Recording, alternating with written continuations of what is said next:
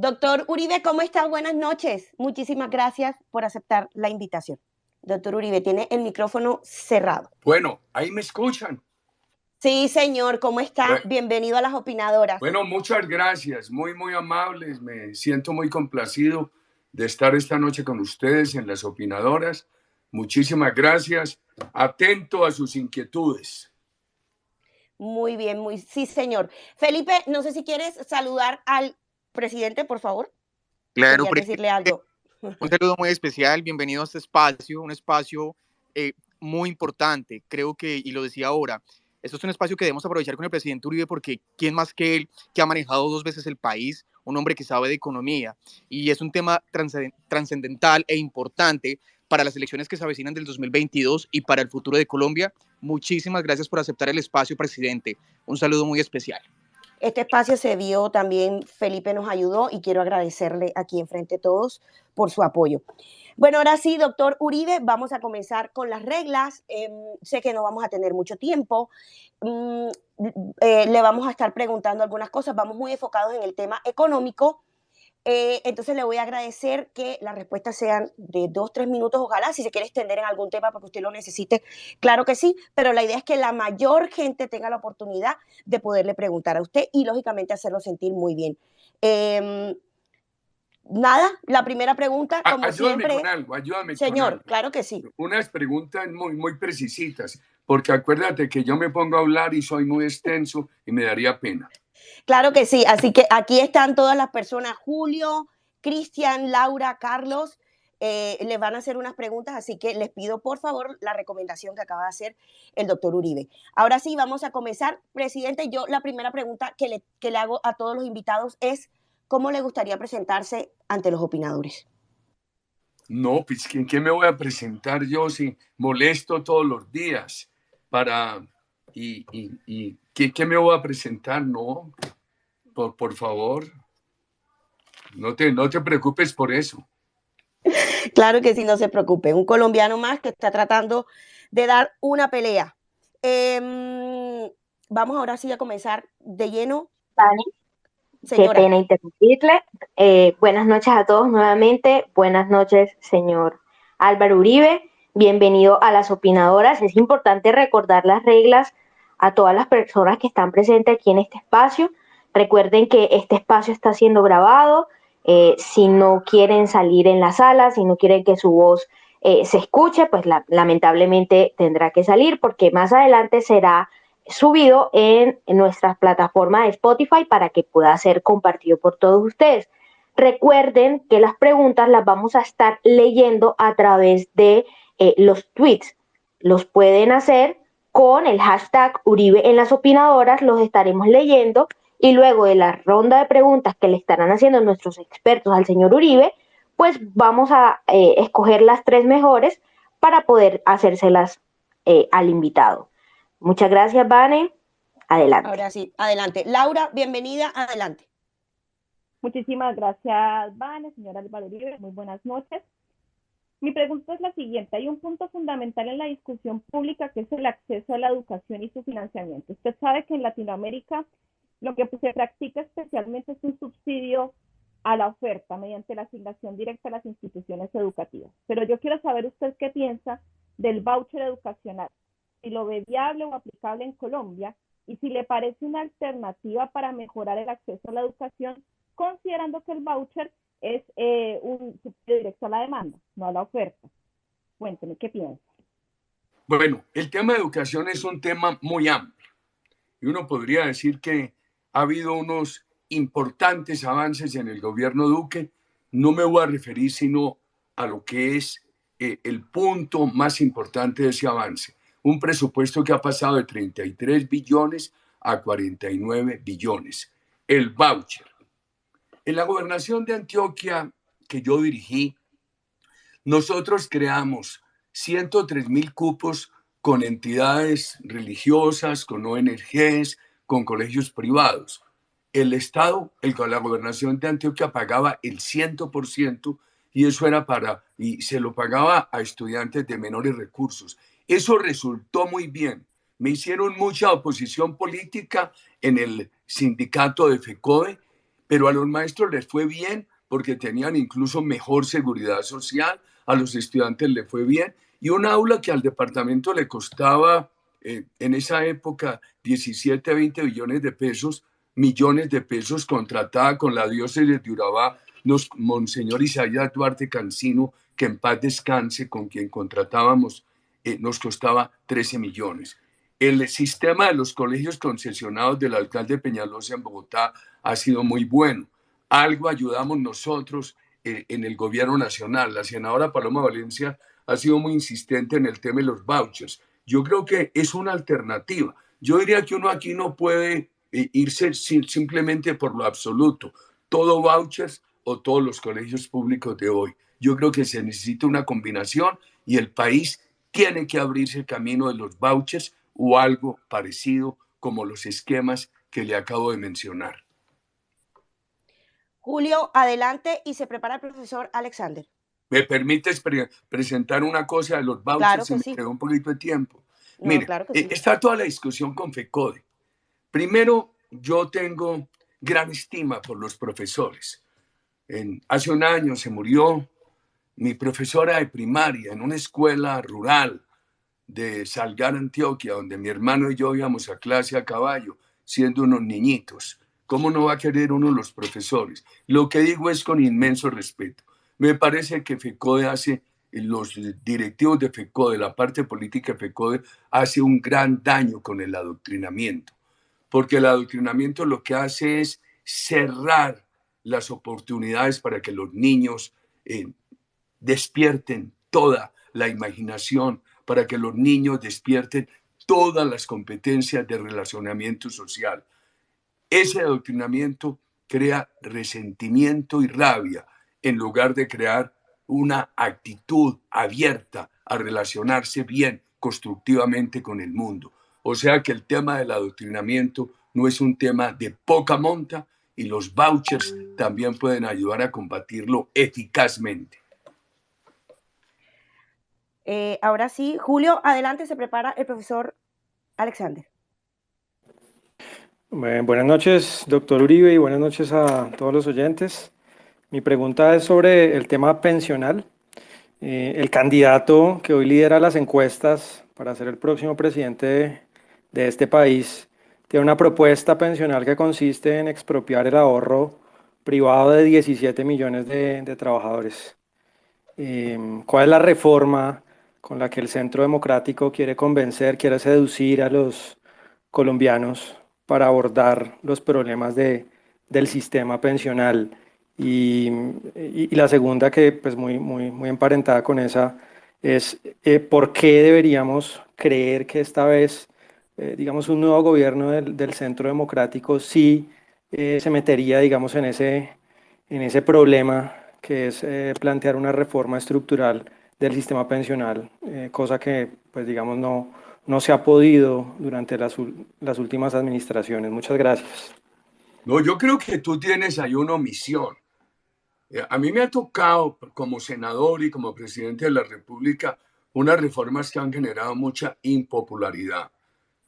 A mí me tocó ser el coordinador de ponentes de la Ley 100, asumí toda esa responsabilidad. Creamos el sistema de los fondos, quedó alternativo con el sistema de prima media. Se hizo otra reforma al inicio de mi gobierno, eliminamos casi todos los regímenes privilegiados. Me señalan de que hicimos unos correctivos. Por ejemplo, en la Ley 100 habíamos creado una prima extra para los jubilados anteriores a la iniciación de la vigencia de la Ley 100, porque la Ley 100 dijo, no puede haber pensiones por debajo del mínimo. Antes de la Ley 100 se habían reconocido pensiones por debajo del mínimo. Eso era gravísimo. Entonces esas personas, y además el reconocimiento, el aumento anual, ponía a esas personas, muchos arrancaban con una pensión en el mínimo o un poquito más, pero terminaban con pensiones por debajo del mínimo. La Ley 100 corrigió eso y dijo, no puede haber pensiones por debajo del mínimo, etc. Y después generalizaron esa prima. Y entonces el gobierno mío tuvo que eliminar esa prima porque la generalizaron. Acabamos los regímenes privilegiados. Por ejemplo, el candidato que está proponiendo esa expropiación tiene un engaño a los colombianos. que es comparar con Chile. El sistema de pensiones de Chile no tiene sino el sistema de capitalización. En Colombia tenemos capitalización y además tenemos colpensiones, que es el sistema de prima media. En Chile todo lo paga el trabajador. En Colombia la mayor parte de la cotización la paga el empleador. Eso hay que tenerlo en cuenta. Es bien importante. En Colombia hay garantía de pensión mínima. En Chile no. En Colombia, una persona que cumpla las condiciones para retirar el dinero y tiene la oportunidad de aportarlo a los BEPS y ahí tiene una ayuda. En Chile, la única oportunidad que le dan a una persona cuando se va a retirar es que le ponen una pensión chiquitica, chiquitica, en proporción a lo que ahorró. Uno podría seguir hablando muchísimo de esto. Además, yo no sé, usted, por lo que lo escucho, usted es un experto. Yo creo que Colombia puede tener 70.000 millones de dólares de ahorro pensional en los fondos. Eso es una gran protección a la economía. No nos dejemos engañar, los fondos son de los trabajadores. El rendimiento en Colombia ha sido bueno, ha sido bueno. Ese dinero ha sido bien manejado. Es una protección para los trabajadores y es una protección para la economía colombiana. A mí se me ocurre una reforma de la cual he venido hablando para garantizar en el futuro mejores pensiones para los colombianos de ingresos medios. Apenas empiece a haber una maduración de la edad de los colombianos afiliados a los fondos, yo creo que se podría subir levemente la cotización a cargo de los empleadores. Pero la expropiación que ya hicieron en Argentina y que fue un desastre, y que ahora proponen para Chile, que puede ser un desastre, pone a los pensionados a depender de la caja del Estado, de que el Estado pueda financiar el déficit. ¿Qué ganan los pensionados argentinos? La plata se la quitaron a los fondos, se la gastó al Estado argentino, les paga la pensión con cargo al dinero del Estado. Y como toda esa financiación en muy buena parte es con emisión, con inflación del 50-70%, licúan todas esas pensiones, las desvalorizan. Mucho cuidado con esas propuestas populistas en Colombia. Además, mirando ellos el caso chileno, que es bien diferente al caso colombiano. Profesor Inversia, adelante. Hola, buenas noches, señor Uribe. Qué gusto tenerlo por acá. Profesor Julio se me adelantó ahí con la pregunta de pensiones, entonces yo se la voy a barajar diferente. Señor Álvaro, si usted estuviese en carrera para la presidencia de este país otra vez, supongamos, ¿cuál es el mayor problema que usted observa el día de hoy? ¿Cuál sería la punta de lanza de su campaña? ¿Y cuáles serían las propuestas que a usted se le ocurren en este momento para atacar ese problema? Me gustaría escuchar eso. Bueno, usted me está hablando por el mayor problema. Hombre, le quiero contar esto. Cuando yo era presidente, ayer lo recordaba en la Comuna 13 de Medellín, pues yo le decía a todo el equipo, a mis compañeros de gobierno, tenemos que financiar las familias en acción y tenemos que financiar al adulto mayor y el régimen subsidiado de salud y creamos los BEPS, que son esas alternativas a los que no se pensionan, etcétera. Y me decían, pero una prioridad. Es muy difícil una sola prioridad en un país con tantos problemas. Yo, por ejemplo, déjeme irme a mi esquema. Por ejemplo, en el tema de seguridad, yo creo que hay que recuperar totalmente la moral de las Fuerzas Armadas. Hay que sustraerlas de la JEP y crear allí la sala especial, un organismo imparcial frente a las Fuerzas Armadas. Hay que crear una gran conciencia en los colombianos para que sean cooperantes con información a las Fuerzas Armadas. Hay que trabajar para esa integración en cada lugar de Colombia de las Fuerzas Armadas, la Fiscalía, la Procuraduría, para no seguir con ese problema de las capturas que fallan. Hombre, este tema del narcotráfico y del microtráfico, yo creo que el país inclusive va a tener que pensar en una reforma constitucional, en un referendo, en un plebiscito, para poder superar este obstáculo que nos han creado y que no permite enfrentar debidamente el narcotráfico. En el tema económico, para mí lo fundamental es que no haya decisiones políticas que afecten el crecimiento que hoy tiene la economía colombiana. Un crecimiento afectado por una inflación universal, pero un crecimiento muy bueno. No en vano Colombia, en el año que pasó, tuvo el segundo crecimiento en el mundo reportado después de Arabia Saudita. Eso es bien importante, mantener ese crecimiento económico. No voy a entrar en detalles, volver a estabilizar el tema de una baja inflación y con eso una garantía, superar cuanto antes la pobreza absoluta, superar cuanto antes la pobreza absoluta. Hay que hacer unos grandes, es que uno lo ponen, es una pregunta muy abierta. Entonces eso no da para una respuesta, sino para un discurso. Con el actual crecimiento económico, si lo mantenemos y no hay decisiones políticas este año que lo perturben, que lo trunquen, Colombia puede acelerar la superación de la pobreza absoluta, acelerar la disminución de la pobreza monetaria y construir nuevamente una senda de equidad. Me parece fundamental austeridad en el Estado. Yo creo que hay que lograr una reducción del Estado burocrático de por lo menos 1,5 o 2 puntos del PIB que nos permitan mayor fortaleza de recursos en el Estado social. Pero me da pena con usted, hombre. Ese es un tema muy amplio. Por eso les digo, cuando a uno le dicen cuáles serían sus puntos de vista, es muy difícil. Me gusta mucho la propuesta educativa del doctor Oscar Iván Zuluaga. Cristian, querido, y se prepara Carlos.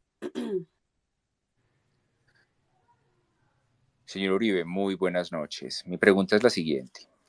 ¿Qué acciones concretas implementaría un eventual gobierno del Centro Democrático o usted, si volviese a trazar senda y calzada para llegar a ser presidente, a fin de contrarrestar los incentivos perversos que generan los subsidios de transferencia directa? Muchas gracias. Yo creo que el país va a tener, yo veo mucho radicalismo en esa discusión y no estoy de acuerdo. Algunos dicen, no, se requiere la renta básica universal en unas proporciones que el país no alcanzaría. Y otros dicen, hay que acabar estas transferencias directas. Hay transferencias de transferencias. Por ejemplo, las transferencias relacionadas con la educación o lo que se dice en Familias en Acción, para que las familias pudieran enviar los hijos a educar, y una transferencia condicionada a la asistencia escolar, a el sometimiento periódico a los exámenes médicos de nutrición, de crecimiento, etcétera. Eso es necesario. Esa es una transferencia estructural, porque esa transferencia abre los caminos del ascenso social. Ahora, hay transferencias paternalistas, la de los ancianos, por ejemplo, pero en un país que tiene tan bajo número de población con expectativa de pensión y al mismo tiempo con tan alto número de ancianos pobres, ese subsidio no se puede quitar. Y además, el ideal sería que todo operara a través de un empleo de calidad. Pero yo observaba en estos días en el Pozón de Cartagena lo siguiente, y le hice este comentario al senador Fernando Nicolás Araújo. Mire todo esto el muchacho en el mototaxismo, todos estos señores y estas señoras en las ventas informales. Mire esta pobreza y este esfuerzo tan grande. Por más que crezcamos el empleo que vemos en Colombia hoy no tiene posibilidades de absorber todo este número de compatriotas. Hay que combinar el crecimiento del empleo y mantener unos subsidios, ojalá no indefinidamente. El doctor Oscar Iván Zuluaga, por ejemplo, observando los sectores donde hay una gran posibilidad de creación de empleo, ha dicho en el sector de tecnología. Él dice que que hoy habría cupo para vincular en ese sector a unos 300,000 colombianos. Por eso el afán de que en todas las escuelas públicas haya conectividad, haya bachillerato académico y bachillerato técnico, introducción a los computadores y un buen nivel de inglés. Estamos todavía bajitos en eso. De 650,000 bachilleres que Colombia gradúa al año, apenas unos 170,000 salen con bachillerato técnico, y uno no sabe si son técnicas relevantes, si son técnicas que están bien sincronizadas con las necesidades de la economía. Entonces yo sí llamaría la atención para que el país se sustraiga de ese debate que dice nada de subsidios o en el otro extremo gran cantidad de subsidios. Me parece que aquí hay un problema de pobreza que también hay que atender y entender y que no se va a resolver solamente esperando que la economía crezca y absorba toda esa masa de colombianos desempleados. Recuerden, el empleo es una variable consecuencia, es una variable hoy fundamentalmente dependiendo de dos causales, la educación y la confianza. Vane, ya somos más de 2.000 conectados y somos hasta ahora tendencia número 5 a nivel nacional. Muchísimas gracias a todos por el apoyo. Carlos Chacón, adelante. Presidente, muy buenas noches. Presidente, estamos de acuerdo que Colombia enfrenta una amenaza populista de corte socialista, antiempresa y liberticida. Pero también estamos de acuerdo, presidente, que el crecimiento económico de nuestro país en las últimas décadas ha sido bastante modesto, dado que nuestro modelo está marcado por una política proteccionista y burocrática deliberada, un alto nivel de intervencionismo estatal en la función empresarial, la imposición de barreras al mercado laboral, altas tasas de tributación y regulaciones que nos impiden ser productivos y competitivos. Entonces la pregunta, presidente, es: ¿no cree que para contrarrestar las amenazas populistas de corte socialista en el largo plazo, las fuerzas políticas de este país democráticas deberían apostar con determinación por políticas más liberales, cambiando el proteccionismo arancelario y el corporativismo económico de unos pocos gremios por políticas que realmente favorezcan el libre comercio, la innovación y en general las instituciones que permiten la prosperidad que es posible gracias a la libertad económica y no al papel de los políticos en el gobierno controlando la economía? Bueno, yo creo que eso también invita, querido amigo, a un discurso. Veamos el comportamiento de la economía. Uno de los problemas que yo le veo a la economía colombiana es que es una economía de siga y pare. Cuando empieza a crecer mucho la para. Me da pena decir esto, pero la política de seguridad democrática entre 2002 y 2010, las reformas estructurales de la época, incluida la pensional, incluida la reforma laboral que tanto me cobran y que no acabó con las horas extras, sino que le introdujo racionalidad a los recargos. No es que acabó con las horas extras, como me dicen como me dicen muchos de diferentes sectores políticos. Reformas estructurales bien importantes, como la reforma administrativa que redujo sustancialmente el estado burocrático. Nosotros crecimos mucho. Cuando llegó la crisis del 2008, Colombia estaba en un crecimiento cercano al 7%. Recuerde lo que pasó en esa crisis. Brasil, México, Chile tuvieron crecimientos negativos. En Colombia se redujo el crecimiento, que había estado cerquitica del 7 al 1,9, pero el año siguiente estábamos en el 4,4. Pero no sucedieron. Y después vino esa carga de impuestos. Vino la mermelada. Todo ese burocratismo pararon la economía.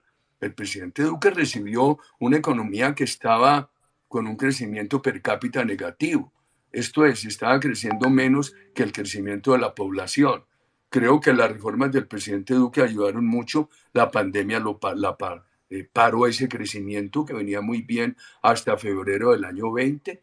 Me parece que se demoraron mucho en la nueva reforma que aprobaron apenas ahora en agosto del 21, que dio mucha confianza, ha permitido avanzar en financiaciones sociales y al mismo tiempo le ha dado a la economía un gran empuje.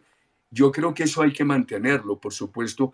Hay que desburocratizar el Estado. Ahí tenemos un problema muy grande. Lo laboral es bien difícil.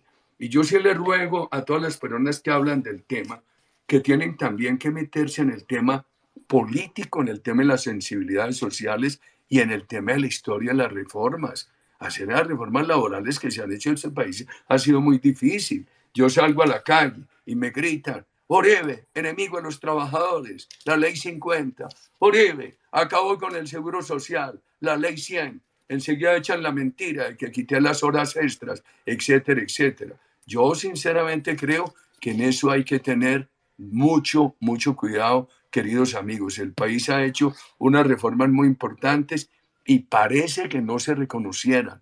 Yo tuve la oportunidad de discutir mucho el tema a raíz del proyecto de ley que presenté para que tuviéramos una jornada de trabajo más corta, y que yo creo que si esa transición se maneja bien, puede aumentar muchísimo el bienestar y la productividad.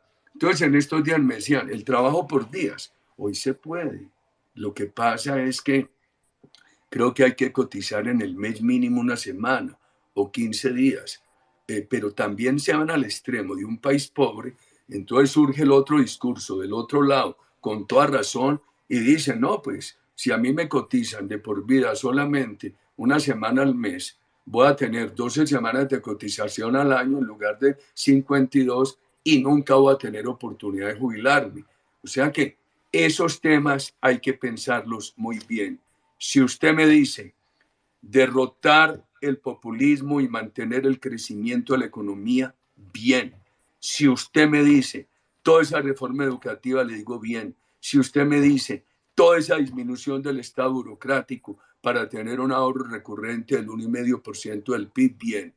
Esto de acabar los subsidios o una liberalización de la economía en lo laboral, como algunos lo proponen, no es social ni políticamente factible.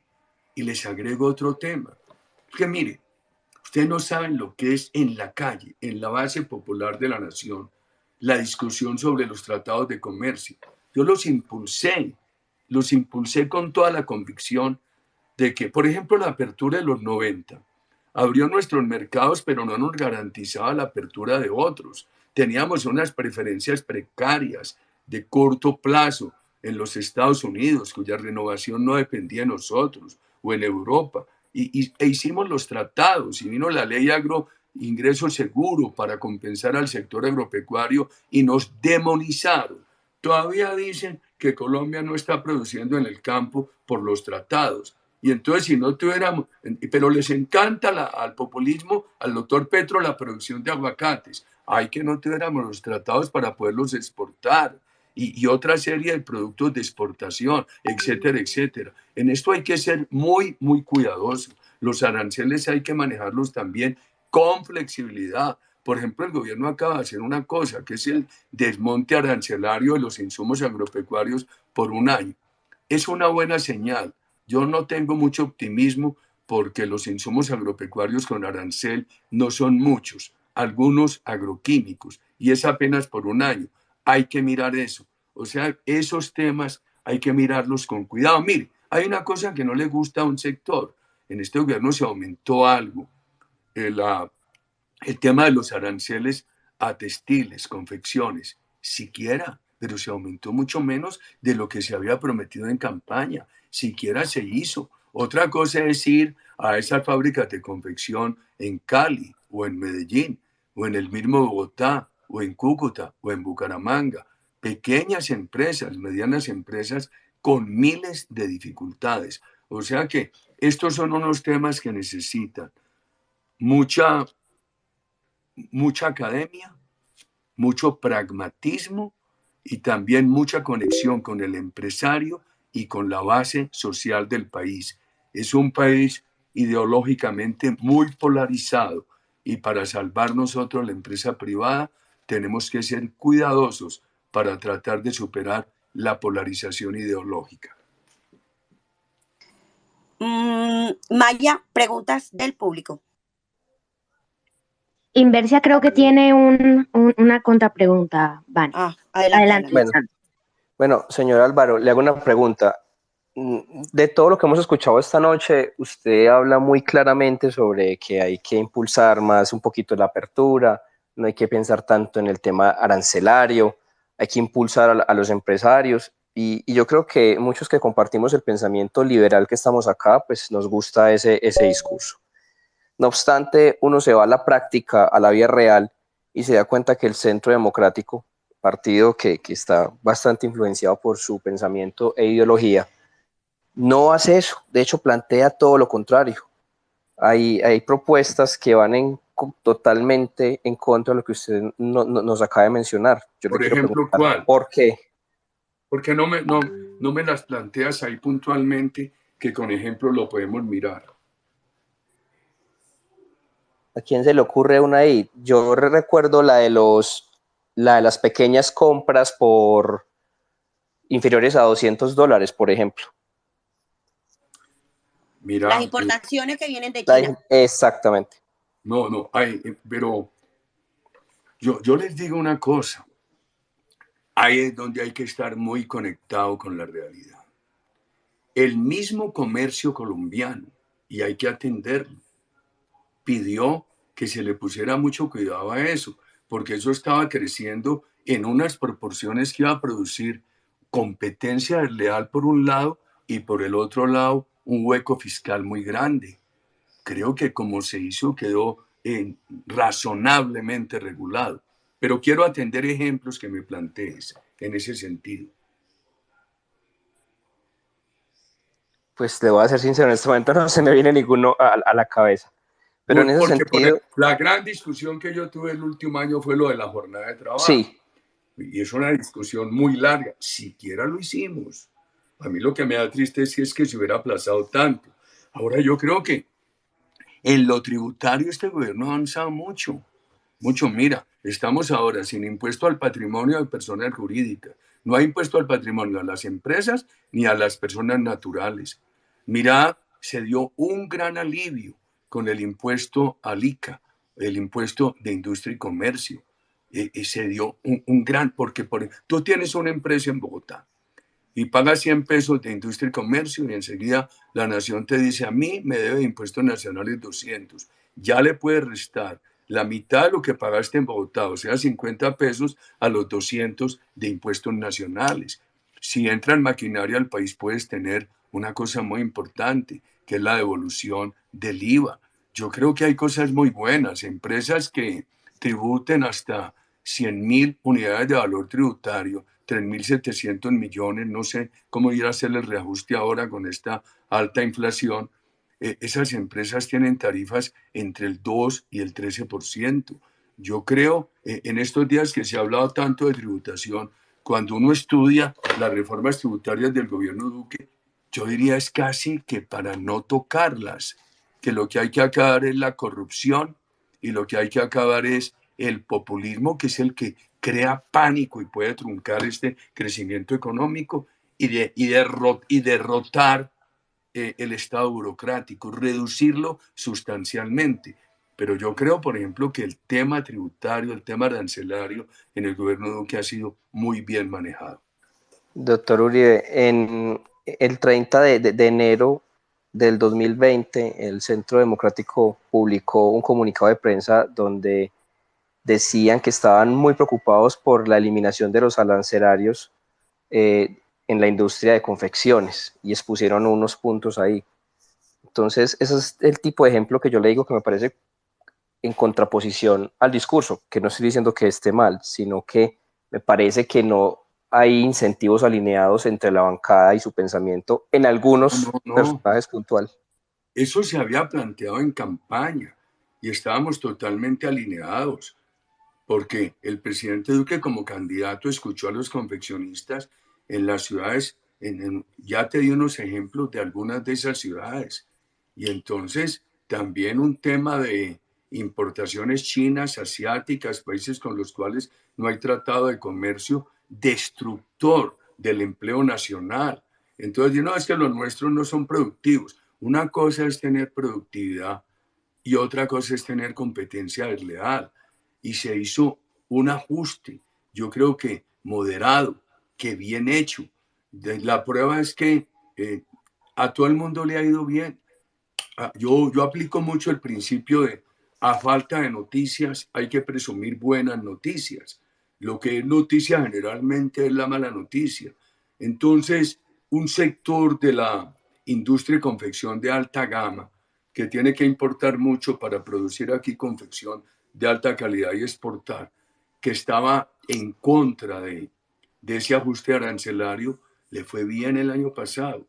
Yo creo que se protegió algo a ese sector que pidió tanto ese ajuste arancelario, toda esa confección popular, etcétera. Ahora está por verse qué va a pasar, porque en este momento tenemos un dólar muy caro y un comercio internacional afectado por el problema que ha ocurrido con el transporte marítimo, con el transporte aéreo, con el retraso de atención de pedidos, etcétera. Vamos a ver si, como funcionó bien eso el año pasado, ese ajuste arancelario en una economía que se normalice, funciona bien. Yo creo que sí, creo que quedó equilibrado. Bien, señor Uribe, para no robarle más tiempo, una última opinión. Usted no me roba tiempo. Al que le roba tiempo soy yo, porque me pone a dar unas respuestas muy largas. No, una pregunta estamos aterrados porque normalmente nunca hemos hecho más de 5 preguntas en media hora y de verdad le agradezco un montón porque hemos aprovechado full el tiempo. Sí. Doctor Álvaro, antes de no molestarlo más, respecto a todo este tema del proteccionismo, la competencia y todo eso, yo quiero saber usted qué piensa de las plataformas digitales como Uber, por ejemplo. ¿Usted qué opina de eso y del gremio taxista? Lo he discutido mucho con los taxistas a quienes quiero, con personas que defienden las plataformas. Entonces, los taxistas se ponen bravos porque uno piensa que hay que regular las plataformas. Muchos taxistas quisieran es que no haya plataformas. Y las plataformas se ponen bravas porque se propone alguna regulación. Hombre, yo creo que hay que hacer 2 cosas. La primera, la seguridad social de los trabajadores de las plataformas. A mí no me importa que sea contrato laboral o contrato innominado, contrato de servicios. Lo que sí me importa es que la señora que tiene un Uber, el muchacho que está en Rapid, que esas personas tengan seguridad social y que ese ente, que no lo vamos a asimilar a empleador, aunque cumpliría más o menos esa función, que es la plataforma, pague un alto porcentaje de esa seguridad social. Es que la inversión privada necesita una contraparte, que es la política social. Yo miro mucho 2 extremos de América Latina. El Brasil de los 60 llegó a tener crecimientos económicos del 14% y subía la pobreza. Eso causó mucho odio contra la empresa privada y vinieron dictaduras. O la Venezuela de Chávez, que acabó con la empresa privada y dejó sin financiar la política social. Yo creo que hay que llevar de la mano las 2 cosas. Empuje la empresa privada como un factor que genera recursos estables para la política social y profundice la política social para legitimar en la democracia y en la libertad la empresa privada. La libertad vale, querido amigo. Entonces, a mí me parece muy bien, con todo el afecto por los taxistas, hay que legalizar Uber, esa plataforma. El país dejó ese problema ahora sin tratarlo, porque es un país que no quiere enfrentar los problemas. Qué grave es que paguen una contribución a la seguridad social. Yo creo que eso ningún daño hace y que se le busque, que se le ayude a los taxistas con unas financiaciones razonables para que ellos se modernicen. Es que con este nivel de desempleo y de pobreza hay que tener mucho cuidado con todos los sectores. Por ejemplo, a mí que me critican tanto, y fue un representante respetable del Partido Verde, el que se opuso a que le pusiéramos una obligación de seguridad social a las plataformas. Y después salen a la calle, se rasgan las vestiduras hablando de lo social. Mire eso, querido amigo. Ahora, ¿cómo actuamos nosotros? De frente y mantenemos un diálogo sincero con los colombianos, los escuchamos, les hablamos. ¿Qué tema tan difícil? Por un lado Uber y por otro lado un sector de taxistas. Yo quiero pedirle disculpas a mucha gente que me está pidiendo palabra. No los estoy viendo. Les pido, por favor, que salgan, cierren la aplicación y entren, porque es más, ni las notificaciones me están llegando. Está súper lento. Ustedes saben que está buqueado Twitter en estos días. Entonces les pido disculpas. No es que no los quiera subir, sino que no los estoy viendo. Señor. Ya somos 2.700 conectados y ya somos tendencia número 2 a nivel nacional. Muchísimas gracias, señores. Maya, preguntas del público. ¿Estás ahí? Sí, aquí estoy. Adelante. Vamos con la primera pregunta que el público nos ha hecho a través del hashtag Uribe en las opinadoras.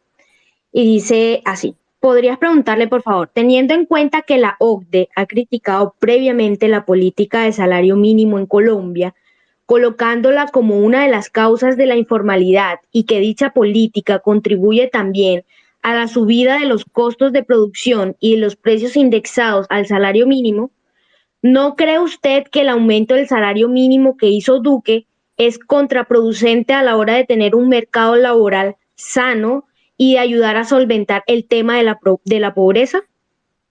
Eso es tan difícil que mientras unos dicen eso, en la base popular le dicen a uno, pero ustedes critican el socialismo siglo XXI. Venezuela es un desastre, pero enseguida le dicen a uno, Bolivia tiene un salario mínimo más alto que Colombia. Y enseguida le dicen a uno, un país hermano, con un sistema semejante como Panamá, tiene un salario mínimo mucho más alto. Ese es un tema. Yo creo que, mire, nos pareció muy alto el salario mínimo. Yo lo celebré. Lo que he pedido es lo siguiente, que la compensación, la pequeña empresa ya tiene una compensación, que es la tributaria, pero necesita otra compensación, que es la compensación de financiamiento. Yo creo que el país requiere hoy un gran esfuerzo de financiamiento a la pequeña empresa y al emprendimiento, no solamente con crédito, sino con recursos de capital semilla. Ese sería, en mi concepto, la gran compensación a la pequeña empresa que llegue a quejarse por este aumento del salario mínimo. Pero mire, con la inflación a los sectores pobres, que es del 6,8, ese salario no quedó tan alto. En estos días yo que hablo con mis compatriotas en las calles, que combino estas audiencias judiciales con caminadas en las calles, les digo en las tiendas, hombre, se han recuperado. Le dicen a uno algo, unos poquitos dicen muy bien, todos aceptan que hay alguna recuperación. Les digo, ya entró el salario mínimo, sí, pero hay una inflación tal que no está causada por el salario mínimo. Es una inflación de causas universales, todos lo sabemos. No es el problema del presidente Duque, sino del salario mínimo. Y le dicen que se nos está perdiendo la gran esperanza que teníamos, se nos ha afectado de que este salario mínimo se sintiera muchísimo en poder de demanda para activar más esta economía. Cuando nosotros propusimos hace 4 años menos impuestos para las empresas, mejores condiciones para los trabajadores, lo hicimos porque nosotros creemos que hay que ponerle alternativas al odio de clases. Nosotros creemos en la economía fraterna. Por eso cuando se aprobó esa disminución de impuestos tan importante del año 19, del año 20, nosotros dijimos, hombre, no se trata tanto de aumentar el salario por todo el efecto prestacional, pero sí una prima. Y se propuso la prima adicional, que no hace parte de la base de liquidación de prestaciones. Y yo creo que era muy buena. La verdad es que el gobierno no la apoyó. Y vino la pandemia, entonces nos quedamos frenados de argumentos para apoyarla. Y una cosa que lo preocupa a uno, sectores que a toda hora llenan al pueblo los oídos de un discurso populista, llegan al Senado y los llama un gremio y se ponen a temblar de miedo y no fueron capaces de aprobar la prima adicional. Mucho mejor trabajar por el lado de primas de productividad que solamente por salarios, queridos amigos. Pero tenemos que mirar este problema de que se bajaron los impuestos, que la pequeña empresa tiene un gran alivio en materia de impuestos, que lo que necesitamos es una gran compensación en materia de financiación y no tenerle miedo al salario. Doctor Uribe, bueno, nos habían dicho que media hora, ¿cómo se ha sentido hasta el momento? Bien, pero muy preocupado porque les hablo muy largo. No se preocupen. Mire, quiero pedirle un favor especial, no sé si puede quedar un rato más con nosotros, para que gente del común tenga la oportunidad de preguntarle. Me están comentando que ya somos tendencia número 1, así que no sé si usted me permite unos minutos más para poder dar la palabra. Antes a ustedes muchas gracias y a los ciudadanos que están conectados con ustedes, muchísimas gracias. Bueno, ya saben, por favor, con respeto, ya saben, por favor, el enfoque del Space es económico y 1 minuto la pregunta. Querida Jerome, adelante. Muchas gracias, Vane. Buenas noches a todos. Buenas noches, presidente Uribe. Mire, yo le quiero hacer una pregunta a usted enfocada en la juventud. Le cuento, yo tengo 15 años, soy pues de ideas de derecha liberal y he encontrado que hay muchos jóvenes, sobre todo en mi colegio, en las universidades, que usted lo detestan por desinformación y que hablan mal de usted, de sus políticas económicas. Y mi pregunta para usted específicamente es, ¿el empleo al joven se ha visto más impulsado, supuestamente, desde sectores de izquierda? Sectores que no han promovido la política de juventudes y sectores de derecha, que en este caso pues se supondría que es el Centro Democrático, se han visto opacados por eso. Mire, cuando un joven intenta crear una empresa, los papeleos que hay son inmensos. Que crear en la Cámara de Comercio, que pasar un papel aquí, un papel allá, los impuestos que hay para las pequeñas empresas que normalmente la crean jóvenes o personas menores de 28 años. ¿Cómo desde el Centro Democrático o cómo usted, Álvaro Uribe, solucionaría este problema? ¿No cree que bajar más los impuestos, ayudar a los jóvenes, ayudar a las medianas empresas, ayudaría a usted a aumentar favorabilidad en los jóvenes? A ver, lo que pasa es que uno no le puede pedir a los jóvenes que se queden estudiando lo que pasó entre 2002 y 2010. Yo creo que el país avanzó en todos los indicadores, en la confianza de inversión, en la seguridad, en la política social. No quedó convertido en un paraíso. Además, a mí no me gusta magnificar logros de gobiernos en un país con tantas dificultades. Veamos el gobierno Duque. El gobierno Duque tiene un subsidio para 500.000 jóvenes a la seguridad social.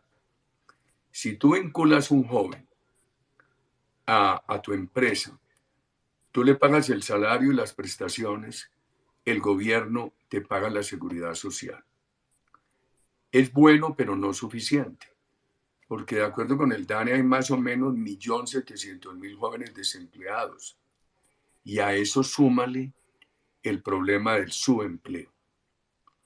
Entonces, ahí hay una medida buena, no suficiente. Hay otra buena, la ley de emprendimiento. La ley de emprendimiento resolvió muchos problemas. Paloma Valencia le explica muy bien. Por ejemplo, a los nuevos emprendimientos les da unos alivios y les da unos años de gracia frente al INVIMA, frente a las cámaras de comercio, etcétera, etcétera. Yo creo que es muy buena, es muy buena. ¿Qué hace falta en mi concepto? En mi concepto hace falta es crédito y capital semilla. El gobierno que yo presidí creó en el SENA el Fondo Emprender. Se hizo con aquella reforma laboral del año 2002 que tanto me critican los populistas que se llaman de izquierda y que no quitó las horas extras y que puso a los empleadores a pagar por cada 15 trabajadores a tener un aprendiz o a pagar la cuota de aprendizaje. Y con eso creamos el Fondo Emprender del SENA. ¿Qué ha hecho el Fondo Emprender? El Fondo Emprender le entrega a un muchacho del SENA que presente un proyecto de emprendimiento debidamente aprobado, con una factibilidad que esté certificada, le entrega un dinero a título de préstamo. Y si ese muchacho va cumpliendo, eso se vuelve capital condonable. Es bueno, pero pequeño. ¿Qué creo yo que se debe hacer? Comprometer a todas las universidades en programas de emprendimiento, con sus alumnos o con sus exalumnos. Y si tú estás en la Universidad X y te aprueban un programa de emprendimiento, allá no hay los recursos para financiarte, que esa aprobación te dé el derecho a ti de acceder a recursos del Estado colombiano o a recursos del sector privado con una garantía, con una fianza de los fondos de garantía del Estado. Yo creo que eso ayudaría mucho. Hay un tema que uno lo propone, ahí mismo se viene el señor Wilson Arias del Polo Democrático, del grupo de Petro, el señor Alexander López, se vienen con un discurso en Cali durísimo, porque nosotros creemos y presentamos el proyecto. Miren, en Colombia para ser aprendiz hay que ser estudiante del SENA o de universidad, Si eres graduado, no te permiten ser aprendiz. Entonces, hay un universitario, un bachiller, un tecnólogo graduado, dice, no, hombre, es que usted no tiene experiencia. Y no lo pueden colocar como aprendiz. ¿Cuál es el proyecto nuestro que tanto nos critican y que no se ha podido aprobar? Que un muchacho graduado como bachiller o del SENA o de universidad tenga un periodo de aprendizaje práctico en la empresa, un periodo de enseñanza, un periodo de adaptación a la vida laboral y empresarial que podría ser de un año. Eso tiene un costo. Entonces se diría, en ese periodo págale el salario, la seguridad social, pero que por lo menos en un periodo corto no le tengan que pagar la prima ni la cesantía ni las vacaciones. Pero uno propone eso y se viene ese populismo de izquierda a decir, Uribe, enemigo de los trabajadores, neoliberal, una cosa y la otra. Por eso hay que, una reunión como la de esta noche sirve para dar estas explicaciones. Y la otra cosa, en un país, ustedes no aceptarían, y yo tampoco, que el país restrinja las carreras, pero yo sí creo que hay que darle medios a los padres de familia y a los estudiantes para que tengan mejores elementos para escoger qué estudiar. Yo tuve una gran ministra de Educación, estable 8 años, Cecilia María Vélez, y ella creó una cosa muy importante, el Observatorio Laboral de los Egresados Universitarios.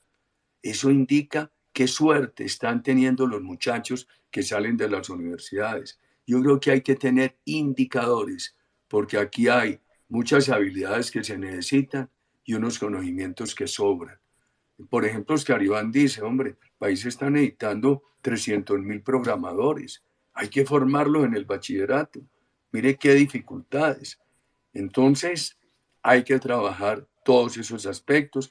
Hay unas cosas que no le gustan a sectores pro más liberalización en favor de la empresa privada y otras cosas que las combate mucho esa izquierda populista. Hay que ver ese discurso y ese discurso de odio que generan ahí mismo cuando uno propone ese programa de aprendizaje práctico en las empresas para los jóvenes graduados del SENA, graduados de universidades o graduados de bachillerato.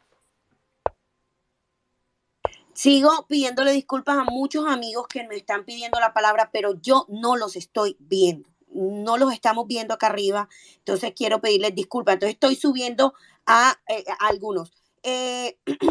Vane, sí, lo Señora. importante es si tienen alguna pregunta, envíenla a través del hashtag, ahí las estoy viendo y yo con mucho gusto, en la medida del tiempo que tengamos disponible, las voy a leer.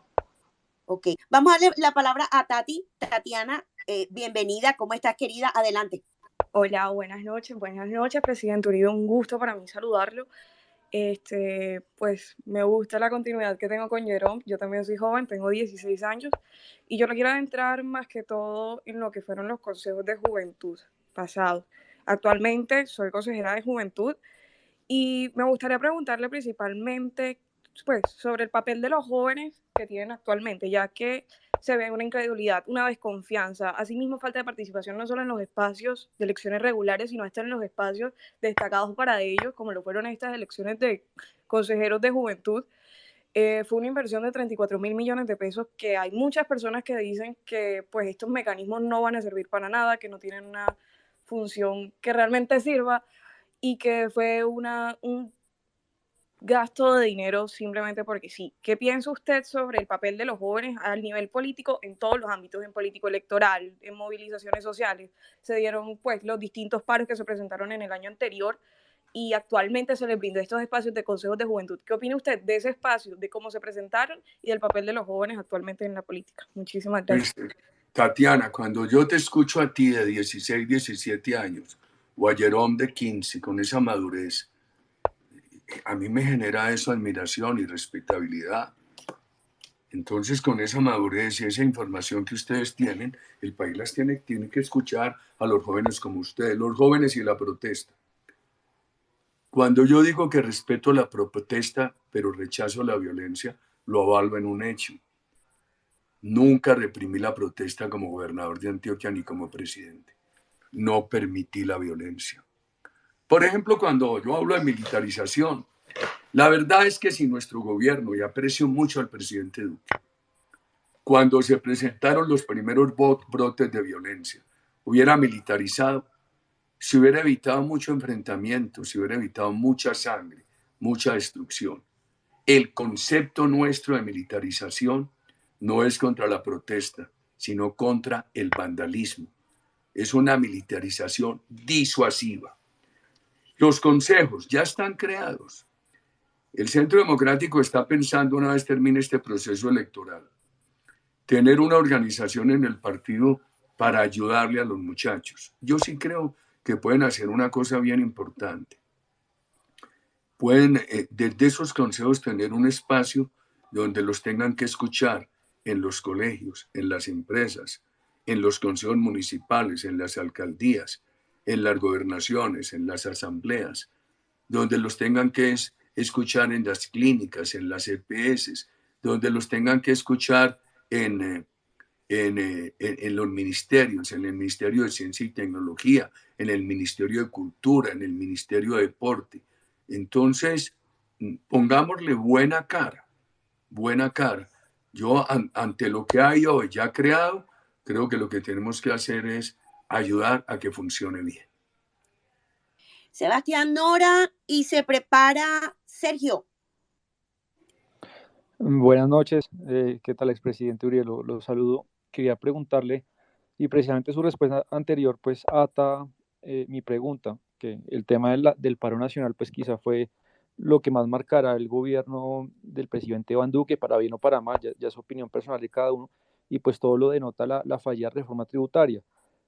Y yo recuerdo que cuando empieza el gobierno a socializar la reforma tributaria, cuando un poco se empieza a ambientar que hay una oposición grande, usted y también parte de la banca del Centro Democrático se convierte en una suerte también de opositores a la reforma. Usted incluso publica una columna en El Tiempo criticando cosas de la reforma, y la sensación que me quedó a mi expresidente es que un poco tanto el gobierno como usted le soltaron la mano al ministro Carrasquilla, que fue ministro suyo y ministro de Duque, y se quedó él solo defendiendo una reforma que estaba en sintonía varias de sus propuestas con las recomendaciones del tema tributario, de empinar las cargas de renta, de también, expresidente, por ejemplo, aliviar las cargas a las empresas y ampliar la base.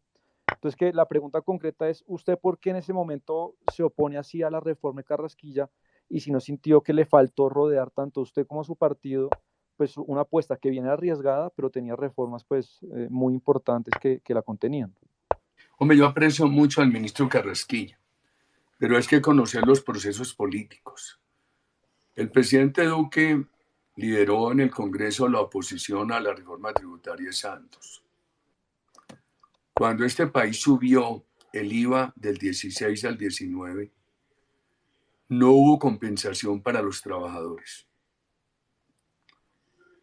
Por ejemplo, ya no los trabajadores, sino sectores empresariales dicen que se demoraron 2-3 años en normalizar la economía por el daño que hizo esa reforma sin compensación. Yo no entendí que después de lo que había pasado, nuestras promesas de campaña, menos impuestos, más apoyo a las empresas, mejores condiciones sociales en Colombia, si hubiera, cuando empezó nuestro gobierno, el presidente Duque, a quien admiro y estimo, y cualquier comentario de estos es con el mayor respeto, se hubiera presentado la reforma de derramarle IVA a la canasta familiar. La devolución está muy bien, pero es que este año la devolución es a 2 millones de personas o de familias en un país de 50 millones de personas. Entonces, tuvimos que decir desde ese momento, no estamos de acuerdo.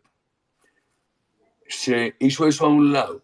La reforma tributaria que se aprobó en el 18 fue muy buena, pero la Corte Constitucional,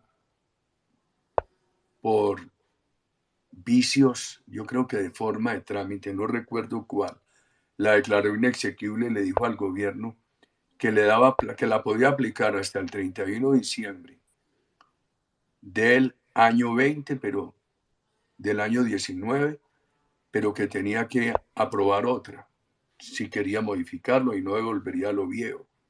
En el año 19 casi que se repitió esa reforma y quedó bien. A raíz de la pandemia nosotros pedimos en agosto del año 20, y ya se bajaron los impuestos, ajustemos un poquito para poder aumentar las protecciones sociales en esta pandemia. El gobierno dijo que no se necesitaba. Yo recuerdo, yo clamaba por eso, estando yo con detención, privado de la libertad y con COVID. Y el gobierno dijo que no se necesitaba. Y después pasó al otro extremo, vino con la reforma Carrasquilla. Nosotros le dijimos mucho al gobierno, no la presente. Y la presentaron. Entonces, es que también hay que estar muy pendiente de sensibilidades populares. La manera como se propuso ampliar la base en las personas naturales para pagar impuesto de renta. O el IVA a los servicios públicos, que en los estratos 5 y 6 no tenía efecto, porque se cambia por por un pago que esos estratos hacen en el tema energético, pero en el estrato 4 hacía mucho daño. U otra cosa que iban a hacer, que era quitarle la devolución del IVA a la cadena en la producción de algunos alimentos.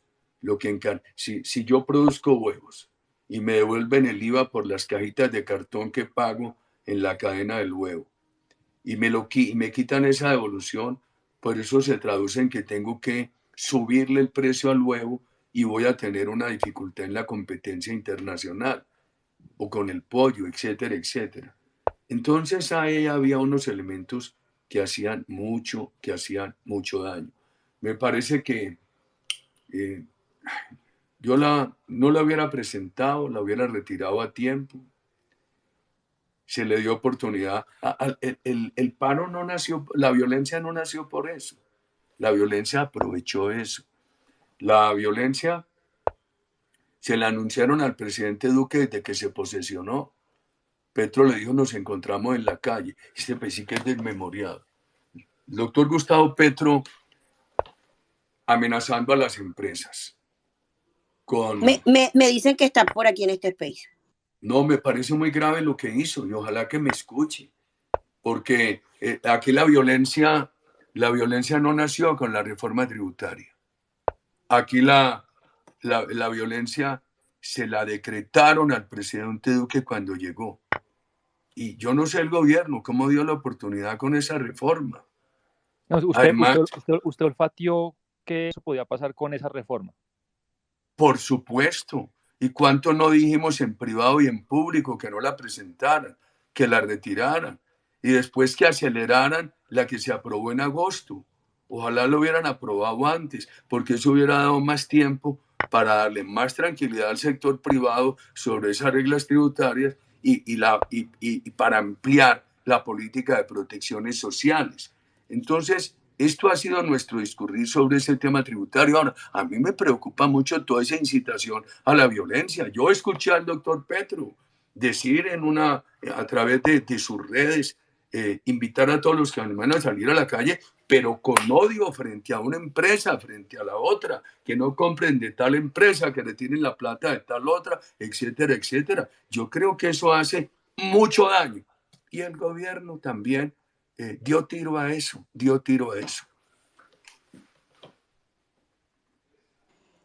Maya, preguntas del público. Sí, tenemos bastantes preguntas en estos momentos. Creo que me voy a meter en un grave problema con todos los opinadores porque nos están llegando muchas preguntas, señor Uribe, y voy a tratar de escoger las más cortas para que usted pueda como responder mucho más rápido. La primera pregunta que nos hacen en este momento es la siguiente. El sector palmero ha impulsado sin lugar a dudas el agro colombiano. ¿Qué medidas económicas se deben seguir tomando para que esta industria siga creciendo y se convierta en el baluarte económico del país? Saludos desde Santa Marta. ¿Cómo nos ha criticado el populismo de izquierda? Porque el gobierno nuestro estimuló el sector palmero. Eran 170.000 hectáreas y hoy estamos cerca de 700.000. Ellos saben todo el impulso que el gobierno nuestro les dio con la ley agroingreso seguro, con los créditos, el impulso que les dio también con exenciones tributarias, porque todos los productos agropecuarios de tardío rendimiento, en el gobierno nuestro se les daba una exención tributaria durante los primeros 10 años de la fase productiva. Entonces se dijo en Europa que estaban acabando con los campesinos y tumbando la selva. Primero, el sector palmero en Colombia no ha tumbado selva, ha sustituido pasturas. Segundo, no ha quitado tierras de campesinos, los ha integrado. No es sino ver el experimento de María la Baja, lo que se empieza a hacer ahora en la doctrina Córdoba, el Catatumbo, etc. O sea que aquí ha cumplido. Yo recuerdo que unas parcelas campesinas de María la Baja eran unos ranchos de paja y 3 marranos, 2 gallinas, las personas viviendo en qué pobreza y cómo se han redimido con lo de la palma. Yo creo que hay que apoyarlo mucho. A mí me preocupa lo siguiente. Veo que se congeló la mezcla de biodiesel. El aceite de palma está a buen precio.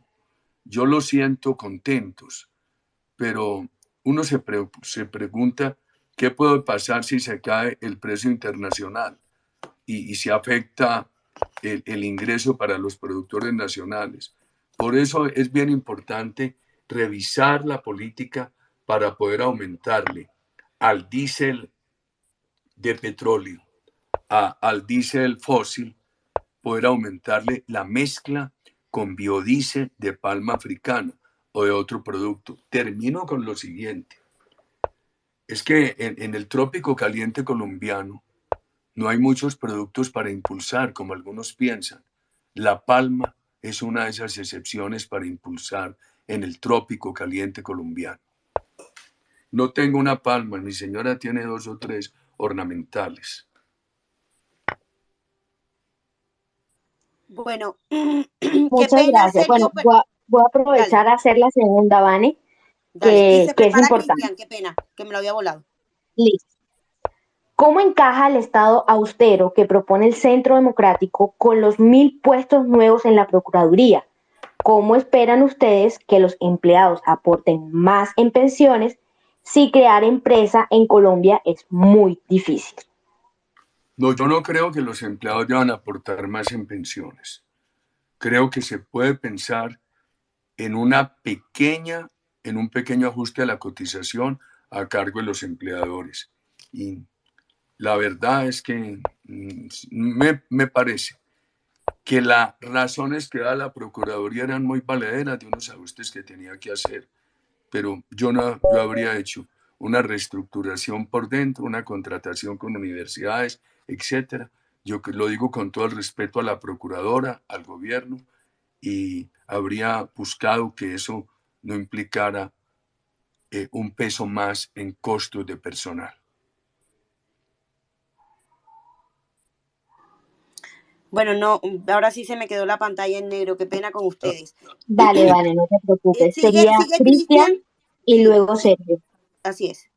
Por favor, ya saben, las preguntas enfocadas al tema económico y 1 minuto la pregunta.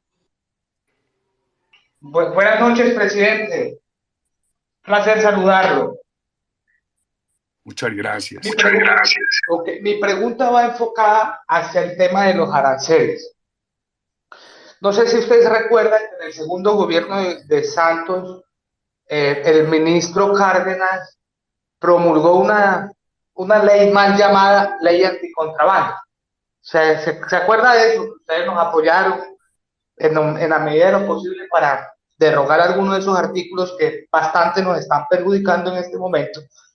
Y lastimosamente desde el gobierno de Iván Duque, del Centro Democrático, la represión hacia las importaciones, que es lo que nosotros más reclamamos, han sido más fuertes, han sido más vehementes. ¿En qué sector?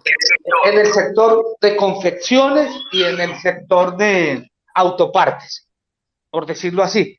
Nosotros que tenemos, y además de la presión fiscal que ya tenemos, que nosotros tenemos una de las presiones fiscales más grandes del hemisferio, nosotros tenemos una presión fiscal casi del 15%, o sea que eso para generar empresas y generar empleo es bastante complicado, además de todos esos impuestos que pagamos, los aranceles.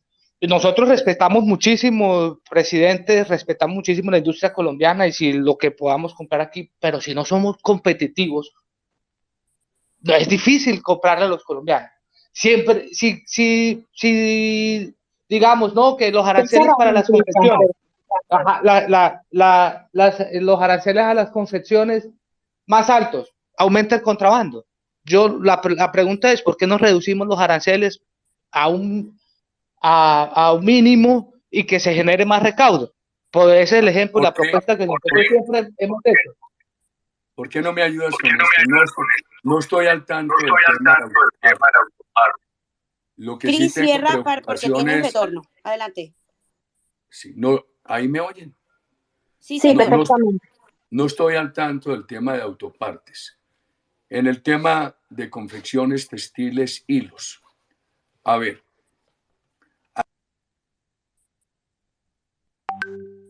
Ahora sí lo perdí. ¿Maya? Sí, no lo escucho. Sí. Doctor Uribe, ¿nos escucha?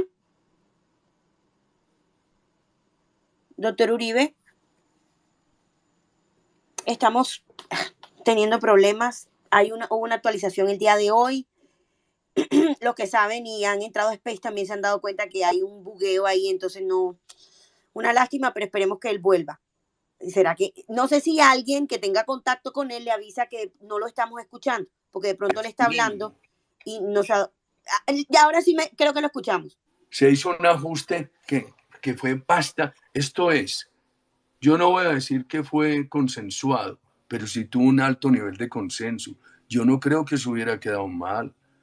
Por ejemplo, cuando te escucho a ti, me parece oír confeccionistas de alta gama que se opusieron mucho a ese ajuste. Y les pregunté en diciembre y a principios de enero cómo les fue. Y me dijeron, nos está yendo muy bien. Nos está yendo muy bien. Porque además la presión fiscal se rebajó sustancialmente.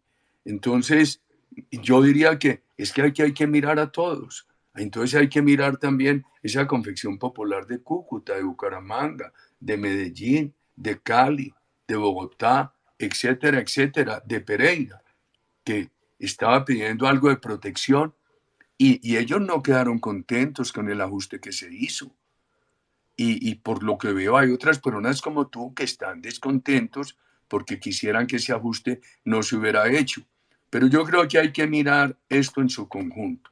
Fue pequeño, le ayuda a ese sector de la confección popular, no le ha hecho daño al sector de confección de alta gama. Ay, yo no sé por qué no tengo esa fórmula aquí. Yo que trabajé tanto en eso y con el senador Gabriel Velasco y también con el doctor Chacón, representante de Norte de Santander. En ese momento el doctor Restrepo era el ministro de Industria, el actual ministro de Hacienda. Cómo era y cómo se logró eso. Yo creo que eso no quedó mal. Y viene esa rebaja de impuestos. Es que si tú eres, yo no sé, el señor que me preguntó si es confeccionista, ¿dónde tiene la fábrica? ¿En qué ciudad? ¿No está por ahí? Cris. ¿En qué ciudad? Presidente, yo soy importador. Tú eres importador. Yo soy importador. Y me imagino que le vendes entonces a la industria de alta gama. Lo que pasa, presidente, es que mientras yo compro un jean en Malasia en $15 de muy buena calidad, el mismo jean de los $15 aquí es de muy baja calidad. ¿Ya lo entiende? Sí, pero ahí hay otro tema, que es el trabajo de calidad, pero yo creo que ese ajuste que se hizo, yo no tengo la fórmula aquí, pero fue moderado. La voy a buscar mañana temprano. Uno con tanta cosa se le van perdiendo. Presidente, más o menos no, para tenerlo claro. El kilo Más o estaría menos, el kilo estaría en dólares. ¿Cuánto paga? Sí, más o menos $45. Un contenedor Ice Cube queda más o menos para importación en casi 800 millones de pesos. No, pero hay que mirar el ajuste que se hizo, cómo era y cómo quedó, y ese fue un ajuste, yo diría que pequeño, razonable, y además tienes un gran alivio en la parte tributaria, lo que te decía. Tú ya como persona natural no pagas impuesto de patrimonio. Tu empresa, como empresa, ya no paga impuesto de patrimonio. Cualquier equipo que compres y que pagues IVA, te lo pueden devolver. Tienes otra cosa sumamente buena, que es ese descuento tributario de la mitad del ICA. O sea que si tú tienes tu empresa en Bogotá y le pagaste 100 pesos al distrito por ICA, cuando la nación te liquide el impuesto nacional, vas a poder restar del impuesto liquidado la mitad de lo que le pagaste a Bogotá, o sea, 50 pesos. Yo creo que eso está más equilibrado. Yo diría que en ese tema el gran riesgo hoy es el político, que lo que se ha logrado para que crezca la economía se pueda sostener. Y si hay unas decisiones políticas que lo trunquen, el país pierde una gran posibilidad, porque con este crecimiento, si se logra sostener, le complementamos unos temas educativos, que hay unos buenos avances del gobierno Duque. A la ley de emprendimiento le sumamos recursos masivos, importantes, de capital semilla. Si se eliminan una serie de entidades del Estado que no se necesitan, se hace austeridad y no le creamos riesgos políticos al país en las elecciones, yo creo que la economía con el esquema tributario actual puede crecer muchísimo, puede seguir creciendo velozmente. Gracias. Sergio, adelante. Hola, buenas noches, Maya, Vane. Primero, mil gracias por producir estos espacios que nos permiten a los ciudadanos hacerles preguntas a los tomadores de decisiones. Mil gracias a ustedes y a todo el equipo de Yo las hoy no tomo opinadoras. ninguna decisión, hombre, hoy no tomo ninguna decisión, pero me da mucho gusto estar en este programa, es un honor y les agradezco mucho. Presidente, yo le quería preguntarlo, primero, buenas noches, qué bueno oírlo. Yo le quería preguntar lo siguiente, una de las condiciones y con suficiente evidencia empírica para el desarrollo económico es la seguridad. Colombia sigue teniendo enormes problemas de seguridad ciudadana. En las regiones seguimos teniendo problemas de narcotráfico, de grupos armados al margen de la ley. Volvimos a tasas de homicidio del 2013. En las ciudades hay un absoluto y total descontento con los alcaldes en relación con la seguridad ciudadana.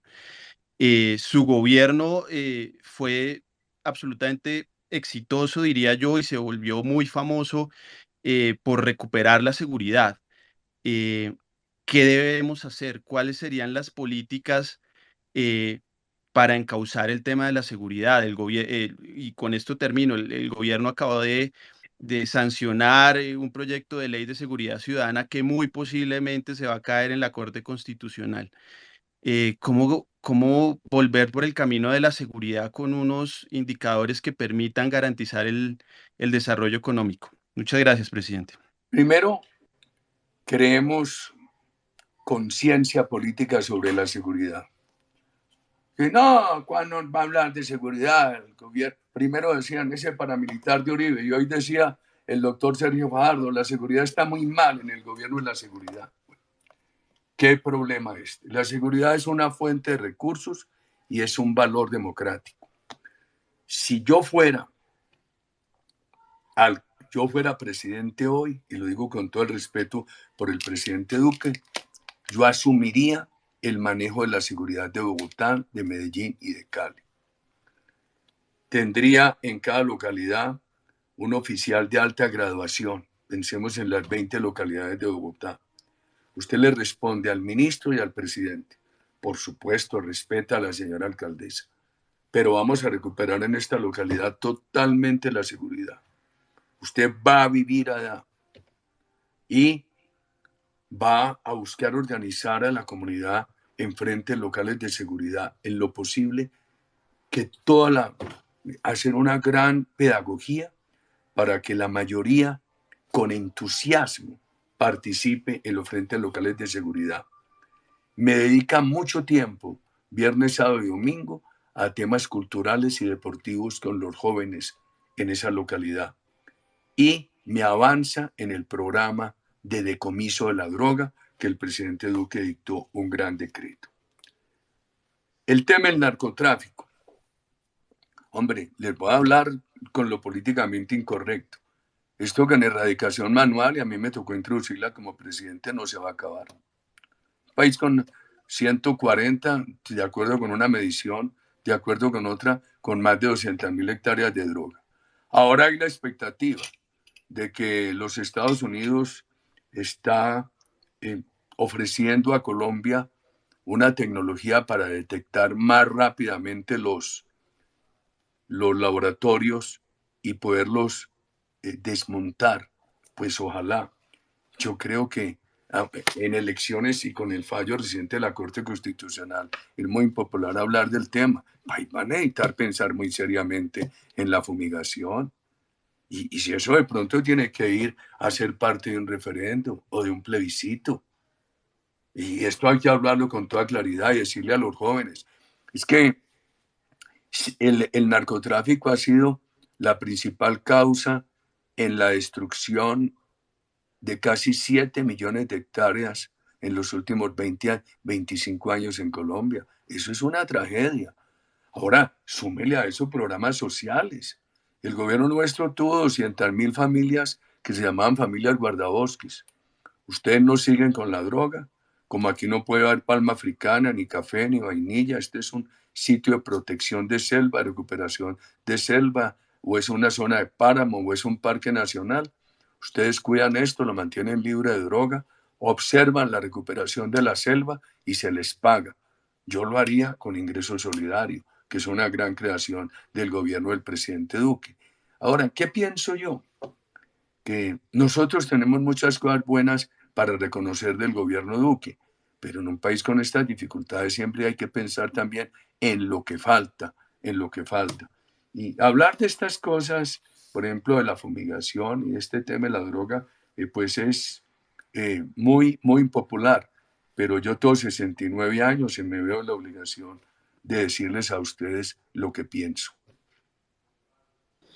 ¿Quién sigue? Qué pena que no estoy viendo la pantalla.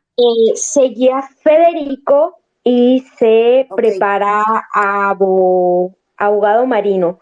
Por favor, ya saben, muy breves, les recordamos que este es un space económico, entonces hagan sus preguntas súper cortas para que el señor Álvaro Uribe pueda responderles. Buenas noches. Mi pregunta va un poco más encaminada también al emprendimiento, sobre todo al que en este momento tiene uno de sus hijos, que es La House, que manejan compra de vivienda pues a través de la plataforma que tienen ellos. El año pasado le invirtió Jeff Bezos y Maluma, si no estoy mal, $100 millones, todo enfocado a la tecnología también Bitcoin, que entiendo que ya están haciendo compra y venta de casas con esta tecnología. Hay otros casos, digamos, como importantes, como por ejemplo el alcalde de Miami, que está introduciendo este tipo de tecnología para recaudación de impuestos, y pues el presidente de El Salvador, pues que todos sabemos todo lo que está haciendo pues legalizando, digamos, como este tipo como de tecnología. Entonces, ¿usted qué opina de esta tecnología? Sobre todo porque hay un mercado muy grande que está creciendo en Colombia para poder, digamos, generar también riqueza, generar, digamos, emprendimientos y generar, por supuesto, pues empleos en este sector, pero pues muchos políticos también son muy reacios, digamos, como a lo que pueda suceder, dado que esto también se puede prestar como al lavado de dinero y todo lo demás. Muchas gracias. Bueno, a mí me da pena esto, pero yo tengo un negocio privado arcaico, prehistórico, muy sencillo, que es un negocio de ganadería. Y respeto mucho las iniciativas de los hijos míos, pero no hablo de eso. Les doy unos consejos, les digo, no me digan cuánto tienen, díganme cuánto deben, paguen la víspera. Si se van a atrasar, acudan donde el acreedor, al banco, dígale, no le va a poder cumplir con esta cuota, me tiene que dar un placito. Si puede pagar antes, pague antes. No me diga qué negocio hicieron, dígame con quién lo hizo. Puede ser un negocio muy bueno, si lo hizo con una mala persona le quedó mal, etcétera, etcétera. Eso es lo que les digo a los hijos míos. Les digo, hombre, finalmente no quedan sino dos capitales. Hoy lo que se aprenda y el buen nombre, ser honesto. Eso es lo único que finalmente sirve. Entonces, viene el tema de tecnología, todo lo que se puede impulsar. Yo creo que lo que nos falta es más dinámica del capital internacional para impulsar todos los esfuerzos de tecnología en que participan los jóvenes colombianos. Las monedas digitales. Hombre, yo le pregunto a los jóvenes que hablan de eso, yo le tengo miedo. ¿Por qué? Vino el trueque, el patrón oro. Entonces el oro respaldaba todo. La confianza de los bancos centrales respalda la moneda en circulación. Los países dolarizados saben que tienen un gran respaldo en la Federal Reserve de los Estados Unidos, etc. Entonces yo siempre me pregunto, le pregunto a los jóvenes, hombre, ¿y el respaldo de estas monedas digitales? Entonces le cuentan a uno todo, toda esa dinámica, toda esa evaluación. Para uno es muy difícil decirle no a las iniciativas de los jóvenes, sobre todo que la nueva generación es mucho más preparada que mi generación. Pero yo tengo temores, yo no me atrevería hoy a dar un paso en esa materia de monedas digitales. Buenas noches, presidente Uribe. Adelante. Mi nombre es Marino Berigüete, de República Dominicana, país donde se le admira, se le quiere y se le respeta. No soy colombiano, pero le doy seguimiento siempre a su carrera desde hace muchísimos años, desde que usted era alcalde. Nosotros somos embajadores, soy embajador de carrera y le he dado seguimiento a la política populista, tanto cuando fui embajador en Sudamérica y también en Centroamérica. Solamente quiero decirle a ustedes, los colombianos, a ustedes los jóvenes, que aprovechen la experiencia del presidente Uribe, un hombre que viene de una sociedad sólida, con conocimiento de la sociedad líquida que hoy estamos viviendo. Y solo le exhorto que aprovechen que el mundo hoy está cambiando, pero no está cambiando para bien en algunas cosas. Aprovechen esa experiencia, aprovechen a Uribe, que es un hombre que da luz en materia de gobernabilidad, en experiencia. Gracias, Marino. ¿Puedes ir siendo más conciso con el tema de tu pregunta, por favor? Que todavía tenemos más hablantes y ya son casi las 10 de la noche. Entonces, ¿tienes alguna pregunta puntual de economía, por favor? La única pregunta que le puedo hacer es dejársela a ustedes, si aprovechar la experiencia o no aprovecharla. Porque embajador Marino, le agradezco de todo corazón, siempre mis deseos de lo mejor para República Dominicana, para usted. Nuestros dos países son muy hermanados, hay un gran afecto, muy buenas relaciones y muchas gracias. Le agradezco de corazón, embajador Marino. Bueno, ahora continuamos con Luis Ángel. Luis Ángel, adelante con tu pregunta. Bueno, y sigue Juan Ángel. Primero que todo, agradecerle pues como por todo lo que he hecho por el país. La pregunta básicamente es que estamos con un dólar a 4.000 y sin embargo algunos, pues la producción nacional y las exportaciones aún no se disparan y se sigue pues como criticando esa parte de que aún no da como para tener pues como una producción adecuada en cuanto a las exportaciones. Y segundo que todo, la inversión extranjera en el país se ha disminuido. Entonces uno ve fábricas que han salido del país porque hay muchos impuestos, hay como un montón de temas. Entonces, ¿usted qué piensa que cómo se puede fortalecer esa inversión extranjera de nuevo? Y segundo, fortalecer esas exportaciones en empresas pues que todavía están como con un dólar muy alto y que no son capaces como de capitalizar esa parte.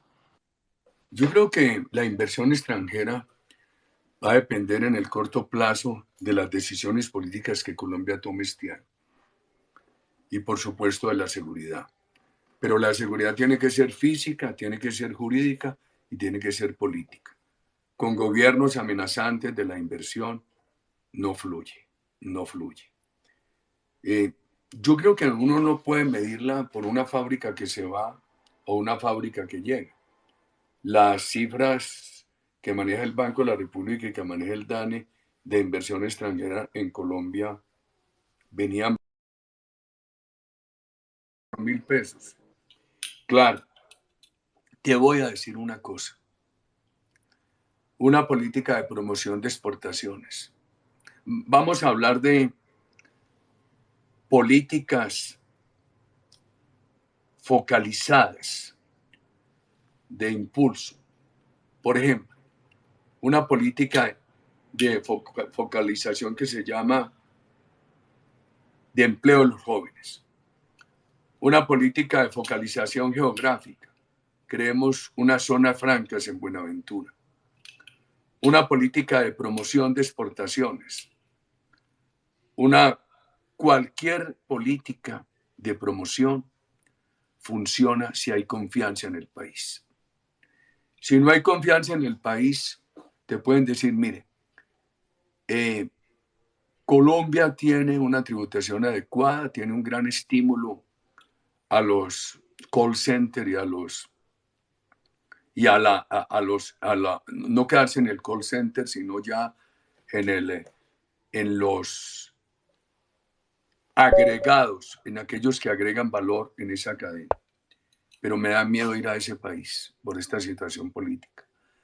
Ay, muy bueno invertir en tal parte de Colombia, pero me da miedo por la violencia.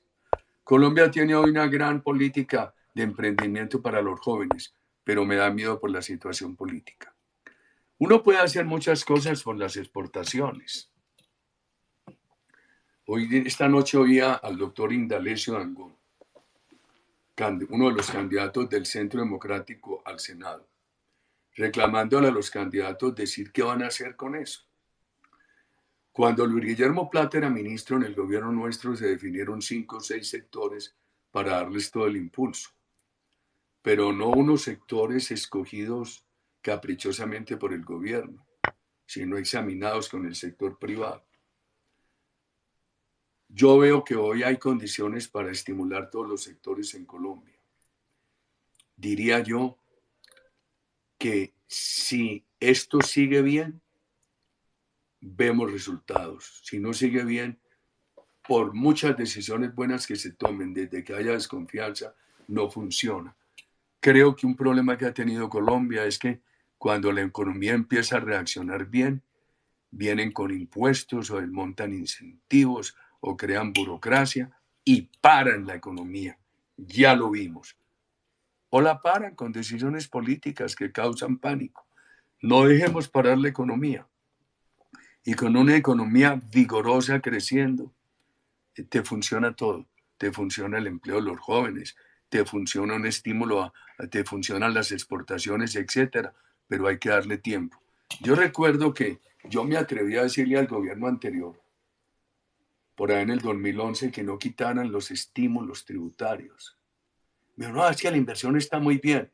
Le dije, siempre hay unos intervalos amplios, largos, entre las políticas que estimulan la inversión y la llegada a la inversión.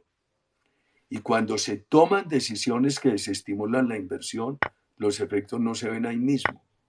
porque ya en el tubo vienen unas inversiones y no las paran, pero se seca el tubo y no llegan otras. O sea que se necesitan tiempos de estabilidad para que haya un gran crecimiento de la economía y entonces veamos también un gran crecimiento de las exportaciones. Bueno, sigo teniendo problemas, se me cayó mi coequipera, así que les voy a pedir el favor que me colaboren con el tiempo y me ayuden también. Las personas que me están diciendo que les invite a hablar por DM, no sé cómo hacerlo. Literal, no sé cómo hacerlo. ¿Por qué no me ayudas con dos cositas? Sí, señor. Yo tuve una audiencia larga hoy, tengo otra Sí, ya le iba a decir eso. Sí. Y tengo que, además, las horitas que me quedan las dedico al volanteo. Y voy a ver cómo hago un esfuerzo el fin de semana, todos los días que no tenga audiencia. ¿Por qué no me ayudas con dos preguntitas? No se preocupe. Si quiere una solita y terminamos porque sabemos que hoy tuvo audiencia y pues se ha extendido bastante tiempo. Habíamos hablado en media hora y llevamos para 1 hora y media. Entonces, claro que sí. Vamos a cerrar con Juan Ángel.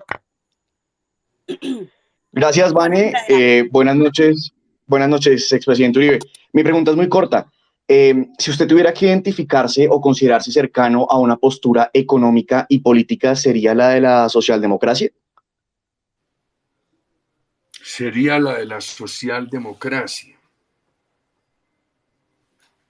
Por ejemplo, si usted me habla del gobierno socialdemócrata de Ricardo Lagos en Chile, yo no le tengo miedo. Me parece que fue muy buen gobierno. La verdad, si usted me pregunta por José María Aznar en España, le digo un gran gobierno. Y si me pregunta por Felipe González, le digo lo mismo. A mí me tocó conocer el Partido Socialista Obrero Español muy radical. Y en las calles de Madrid repartían panfletos contra la OTAN, etcétera, etcétera. Y también me tocó conocer que hicieron un gran gobierno. Yo creo en lo que nosotros pensamos, en el centro democrático. El nombre de este partido se pensó muy bien. Por ejemplo, seguridad para todos, con libertades. Por ejemplo, empresa privada y políticas sociales. El centro democrático. Yo creo mucho en eso. Para mí es fundamental el emprendimiento privado. Mire, no lo digo ideológicamente, lo digo por empirismo. En la historia de la humanidad, lo único que ha mostrado capacidad de estimular el progreso social es el emprendimiento privado. No dejemos que las decisiones políticas de este año lo trunquen. Bueno, ¿cómo se sintió, doctor Uribe? No, muy agradecido con usted. Me parece un programa muy importante. Lo ponen a uno a pensar, a estudiar. Voy a repasar mañana todo lo que se hizo en materia de aranceles de confecciones. Los opinadores son muy inteligentes y son muy sagaces y queremos agradecerles a todos por las preguntas, agradecerle a usted por el tiempo. Desde el año pasado estábamos intentando este espacio, gracias a Dios se nos dio el día de hoy. Descanse, por favor. Sabemos que está haciendo un trabajo grandísimo por el partido. Y bueno, muchísimas gracias a todos. No tengo cómo agradecerles el apoyo. Fuimos tendencia número 1. Y vamos, lógicamente, a abrir un After Space. Ojalá que puedan subir todos los que ya no pudieron hablar. Cierro este space, abro inmediatamente el After Space para hablar de todo lo que aconteció el día de hoy. Les habrá un abrazo a todos. Descanse, doctor Uribe, y muchísimas gracias. Nos vemos en 2 minutos. Muchas gracias. Feliz noche, doctor Uribe. No, a todos ustedes, muchas gracias. Muy reconocido con ustedes. Para mí ha sido un gran honor, una gran oportunidad, porque ustedes lo ponen a pensar a uno. Buenas noches, muy amables. A usted, un abrazo a todos, Felipe, y a todas las personas que nos ayudaron por este space. A Laura, muchísimas gracias.